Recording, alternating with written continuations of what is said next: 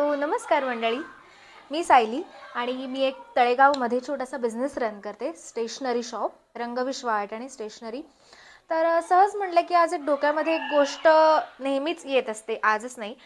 तर ती गोष्ट अशी की जेव्हा आपलं शॉप किंवा आपला एखादा बिझनेस जेव्हा नवीन असतो तेव्हा आपण सुरुवातीला थोडं घाबरत असतो इन्व्हेस्ट करताना, की बाबा हे मी आता आणलंय, हे एवढं मी बल्कमध्ये आणलंय, तर हे जाईल की नाही, ही डेड इन्व्हेस्टमेंट तर होणार नाही ना, असं माझ्या डोक्यात पण खूप सुरुवातीला विचार यायचे जेव्हा मी माल आणायला जायचे त्या टाईमला.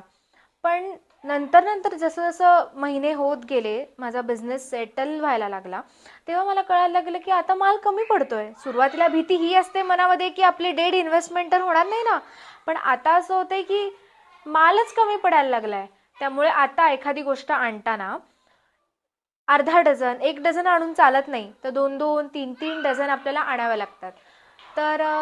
त्यामुळे आता असं छान वाटतं की आता कस्टमर आले की हां हे आहे ते आहे. पण सुरुवातीला असं व्हायचं की कस्टमरच्या रिक्वायरमेंट्स बघून जर एखादी गोष्ट नसेल तर ती आम्ही मागवून घ्यायचो. पण आता जेव्हा आपलं शॉप आपण छान भरलेलं बघतो तेव्हा खूप भारी वाटतं की येस, हे आहे आमच्याकडे, ते आहे आमच्याकडे, हे देऊ का, ते देऊ का.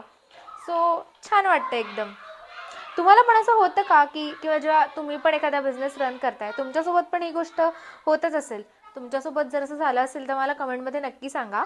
मला तुमचे रिप्लाय वाचायला, कमेंट्स वाचायला खूप जास्त आवडतील आणि मी खूप जास्त शिकेन सुद्धा जर तुमचा एक्सपिरियन्स काही माझ्यापेक्षा वेगळा असेल तर.